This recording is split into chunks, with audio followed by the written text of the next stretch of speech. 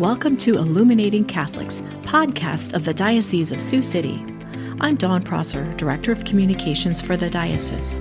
Together with Karmen Bower of the Faith Formation Office, we will shed light upon topics of faith in the modern church.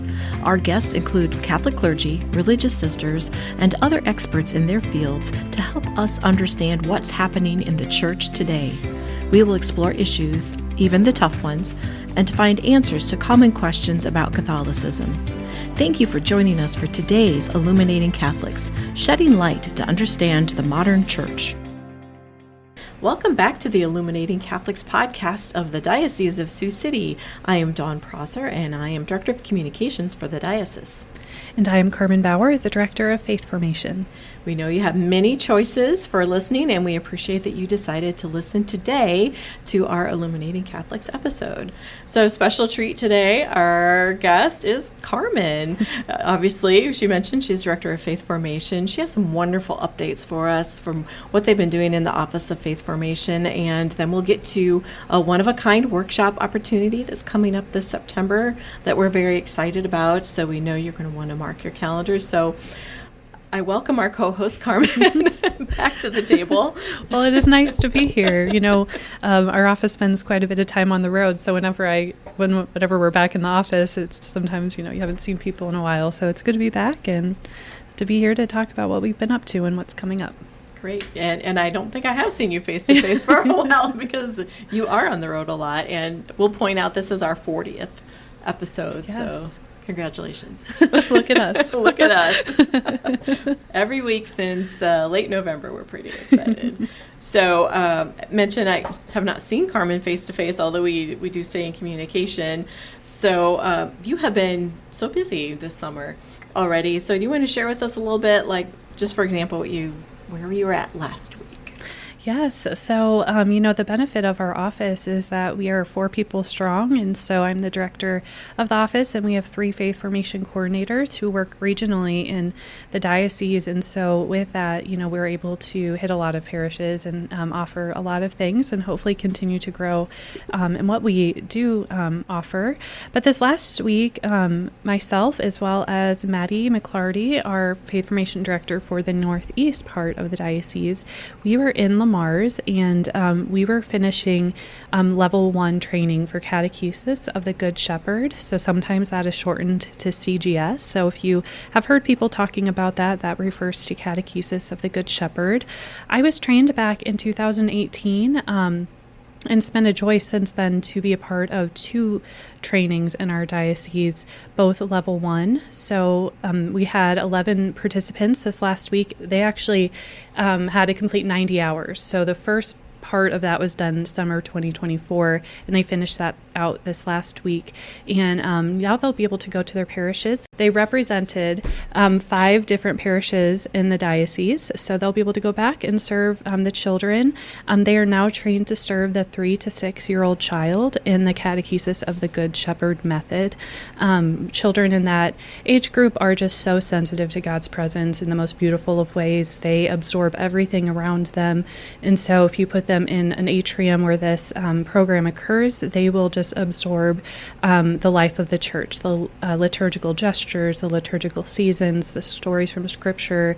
So it's quite beautiful. We were very blessed to have 3 formation leaders who walked with our participants, and they're from Central Iowa, and they're just lovely women with so much experience. So it was a very blessed week. Yeah, and it was just great to be a part of that. And we thank you for sharing photos. So be sure and check Diocese of Sioux City Facebook page to see photos of what's going on. And I understand that a little bit further south in the diocese, there's also another training coming up that people can take advantage of. Yes, and so this program really builds slowly. It's meant to be built slowly. It's this idea of the mustard seed, that great things can start small. And so there is a need for continual trainings, and there have been a few throughout the diocese so far that parishes have hosted, and St. John Paul II parish in Carroll, Iowa. We'll be hosting one starting August 30th and 31st that weekend. They are able to offer what is kind of considered the weekend model of level 1 formation, where the 90 hours are completed over a course of about 1 weekend a month until April. And the participants, they finish their certification in that style, and that can be really a great opportunity for folks who might not be able to get away for a week for one of the intensive courses. So I would definitely encourage those who are interested. We were talking this week about how it's so wonderful to have so many moms and younger moms be trained, but really it's the older women and men of the parish who can really support the program as well, because they can stay behind and, tidy up while everyone else is going home with their toddlers who might need to go to bed. So really, if anyone is interested in serving that age group of child, we'd encourage you to go to John Paul II's website in Carroll and learn more. And if you are interested and you're concerned about the cost, you can contact the Office of Faith Formation because we do offer scholarships to assist with the cost of these trainings, but also other ministry trainings. That's helpful. And we can put a link on our show notes. Yes. To direct them to that as well. In addition to Level 1, in Central Iowa, they're offering an infant-toddler course this fall starting in October. And that's really rare. We have a couple trained formation leaders in our state, which is... they're one of just a handful across the whole country. So that's another great opportunity. It really goes in on the theology of the human person. And then Sioux Falls is going to be offering a Level 3 as well coming up. So anybody who's interested in expanding or joining one of those can also reach out to us for details. It's exciting to have those resources so close for our people. Yes. Oh, and it's beautiful to see how many children now are able to experience that program. So this episode will drop on the 22nd of July, and then so tomorrow, we can go ahead and say tomorrow, you have a big day here at the Central Catholic offices. Tell us about that. Yes, and so one of our big areas of focus is that we want to provide DREs, so Directors of Religious Education, Directors of Faith Formation. Every parish has their own title, but we just typically use DRE. We wanted to offer them support and equip them with what they need in the parishes. So this will be the second year we are offering what we call just DRE orientation. It's intended for, those new DREs, but we also have the more experienced join us because they have so much information to share, experience to share, and they also sometimes will want to have that refresher. So for this event, we will be having 13 DREs from 11 different parishes come up to the Central Catholic offices. We host it in Sioux City so that they are able to meet the people in our office who they work with. So we will have risk management present, our safe environment coordinator, as well as the director of the Office of Worship, who will give some information as well. So it's a great way for everyone to meet face to face, for everyone to come together. We want from the beginning our new DREs to know that they won't be working in the field by themselves, that they'll be able to form friendships and relationships with others in their field. And this is just a good start of that. Our favorite part is we begin the day at a local coffee shop and just have some time to come together and get to know one another before we jump into the business of the day. It's always a fun day. I've stopped in before and got some pictures. And a joyful group. Yes, so yes. Wonderful support that you have for them. And you've been also working with the DREs, inviting them to participate in the Jubilee year and starting a little project. If you want to talk about your pilgrimage? Yes, and so we, as a faith formation team, really we're trying to live out the Jubilee year in an intentional way, and we've done this by reading a book by Dr. John Bergsma called Jesus and the Jubilee. We would highly recommend that to parishes, especially for adult faith formation book studies. We do have some resources on the diocesan website that accompany that. And through going through this book together, we really desire to participate in a direct way, not only ourselves, but those who we serve. Oftentimes those who are serving our parishes in roles of DREs, pastoral ministers, keep a pretty busy schedule. They have a lot of expectations that seem to grow with their time there once they could get stretched thin. And so we wanted to give them permission to set some time aside to go and visit our local pilgrimage sites in the diocese. So we began in June with a trip up to Milford, a perfect time of year to make a pilgrimage to Milford. And we spent time in prayer. We were able to go to confession and pray the prayers for the Holy Father so we could gain the indulgence for the Jubilee year. And then during our DRE orientation this week, people will go to Mass at the Cathedral of the Epiphany, and that is another pilgrimage site. So we'll be able to spend some time in prayer there as well, honoring the Jubilee year. Then in October 7th, which is the feast of Our Lady of the Rosary, we'll be gathering with our parish leaders at Trinity Heights. And then in September, we will be going to the grotto. So I swept those last two. I just get excited about Our Lady of the Rosary. But so we're hitting those pilgrimage sites just with our parish leaders. They're pretty informal, but just allowing them to set that time aside to prayerfully enter into the graces of the Jubilee year and ask the Lord to pour those into their hearts. Yeah, thank you for bringing that to our attention and reminding us that we are still in that Jubilee year, and it's still nice weather right now if you're listening to us right when we drop, and summer's a great time to visit these Jubilee sites. Yes, well, and I saw a local parish offering a youth trip up to the lakes for the Jubilee year, so they're going to stop at the church in Milford, and then they're taking a family trip down to Trinity Heights and an adult trip to the grotto, so it's not too late for parishes. Even if you aren't in a position of leadership at your parish, I'm sure your pastor would most likely be supportive of organizing something like that, just so that sometimes when we go in groups, it can really make the experience, add more depth to the experience. Agreed. Pick a date, talk to your pastor, and go. Yes. Well, and the grotto in particular has some great resources for the Jubilee year, so if you do go out, especially with a group, I'd encourage you to call ahead and just see what they have to offer. Good advice.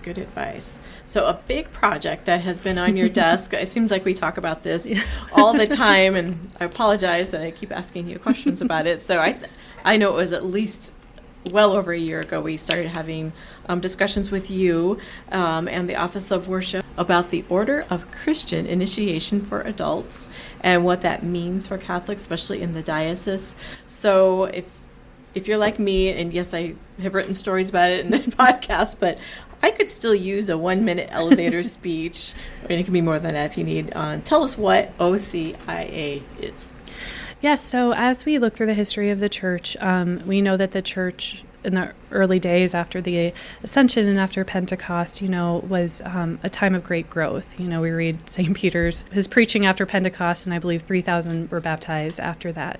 And then as the history of the church continued, what happened is that the faith was integrated into families. So most people were born into a Catholic family where they were baptized as children. And because of that, for a period of the church, there wasn't always an established vision for what to do with people who were adults who were wanting to be baptized. And that's a very simplistic way of putting it. But OCIA is simply, we can get caught up in acronyms and words like Christian initiation, but really it is just the process of accompaniment with those who are preparing for the sacrament of baptism. And along with baptism, they will be confirmed as well as receive their first Holy Communion. But it's the gift of the church in this time is that we each, when we are baptized, are given the mission of evangelizing. And so in our own lives, we are called to preach the good news to those around us. So often we try to do that in the way we live, and hopefully that begins conversations with maybe coworkers, family members, other friends. And as they learn more about the church, God willing, we can, in our mission, invite more people into the church, especially if they have not been baptized into that sacramental life. And throughout this process, the church supports these individuals with a series of liturgical rituals that give them the grace to continue on their journey and their preparation for baptism. And so oftentimes we will see in our parish bulletin, on Tuesday nights, we have RCIA, is what it used to be called, classes, or now OCIA classes. And in our minds, then, it becomes relegated to this 1 hour on a Tuesday night kind of thing. But really, this process is for all of us, because if we are living our discipleship intentionally, we should be bringing others into the church. So there was a recent update to different parts of the OCIA process, which we did discuss a bit with Father Gallus, I believe, in a previous episode. And just like with the new translations of the Mass and other things like that, whenever there are updates, it is just a great opportunity for us to get back to the basics and offer some formation for our parishes and our parish leaders and volunteers.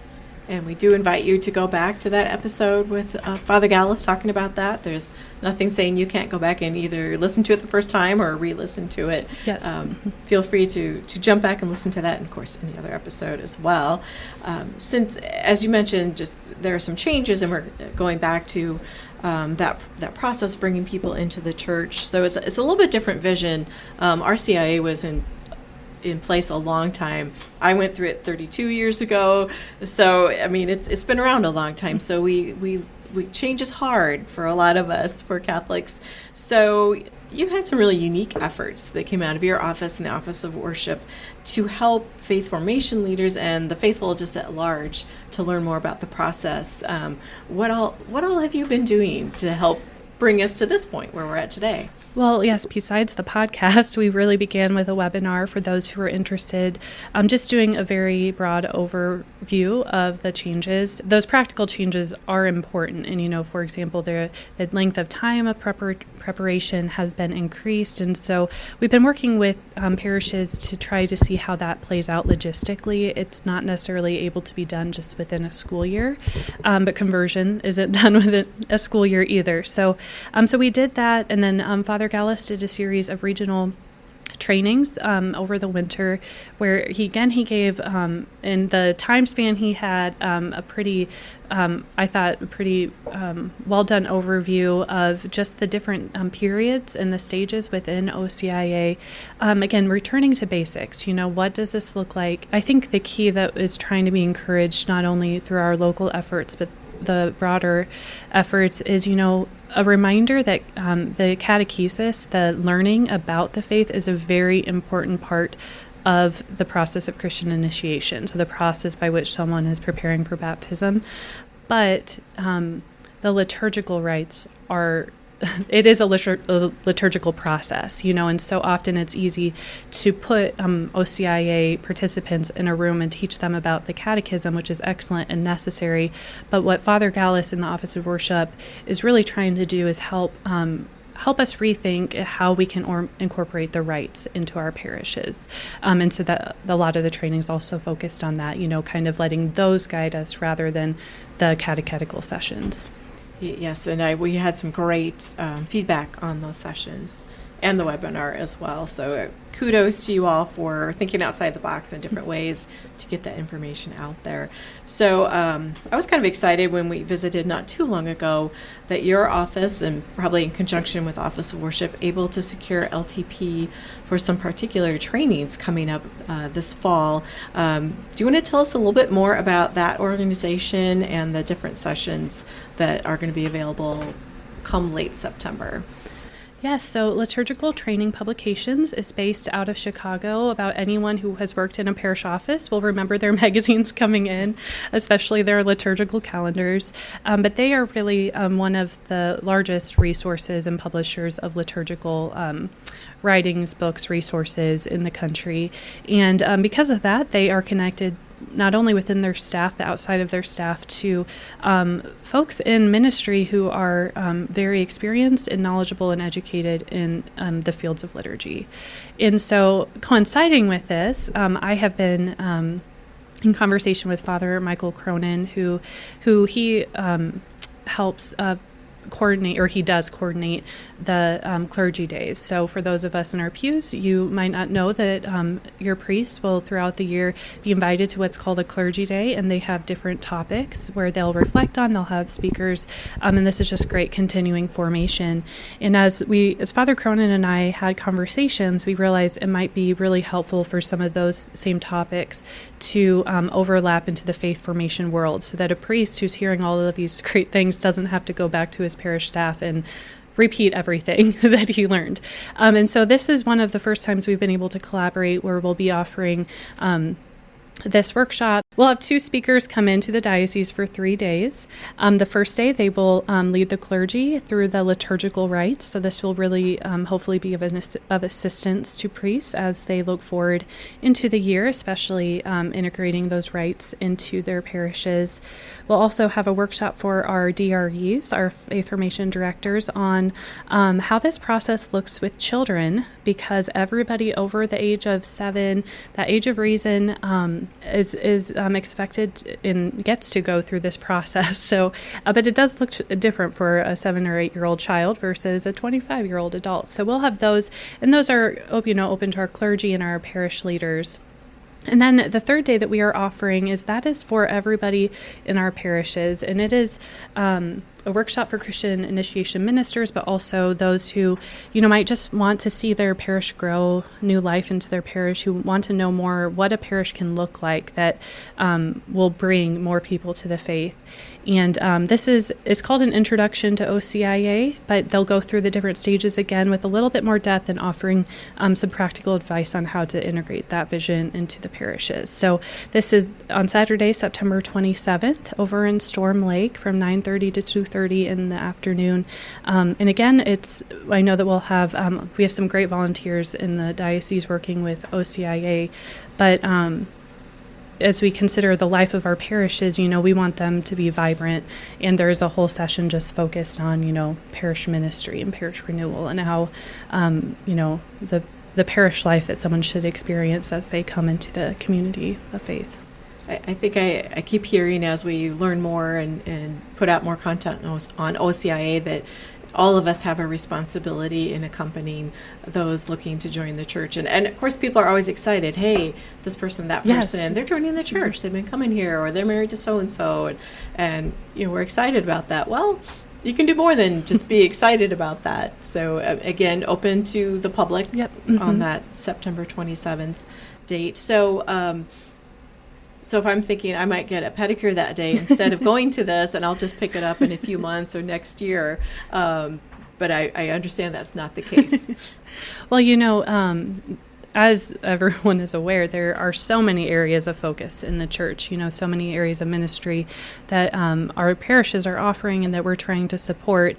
And because of that, we can't offer the same formation programs every year, especially with these that require a little bit more resources and investment. And so I know that I can't recall the last time we had, as a diocese, brought in a speaker, someone to help form people in OCIA and in that process. So this is it's a unique opportunity. It's a rare opportunity, and we sure hope that people take advantage of it. If nothing else, just to be equipped so that as you go out into the world and live your life, you can explain to people, if they do want to be baptized, you don't have to have the deer in the headlights look, we have a beautiful process that, I'll walk with you through. So I know that parishes do have people working or volunteering within Christian initiation. I have a hard time with that word, initiation. But as I understand, the speakers that we have, the presenters, have actually done this work in their parishes? That is my understanding. So I attended a similar workshop down in the Archdiocese of Kansas City, and the speakers that were down there are actually different than the ones that were assigned to our diocese. But my understanding is that it's the same thing.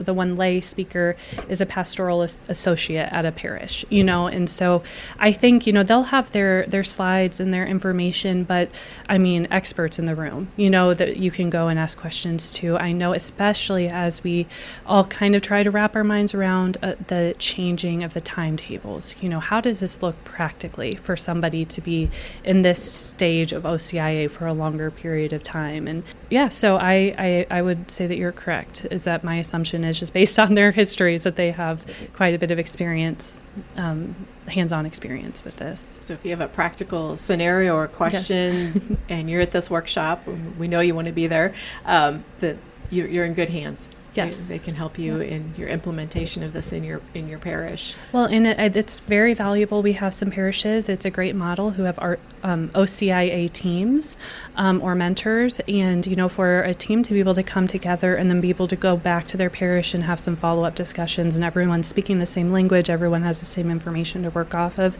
can be very valuable, especially for your pastor. We know our pastors are stretched so thin, and so the more people they have in their pews who are equipped, who are formed, who are educated in these various ministries, can be a huge help to them.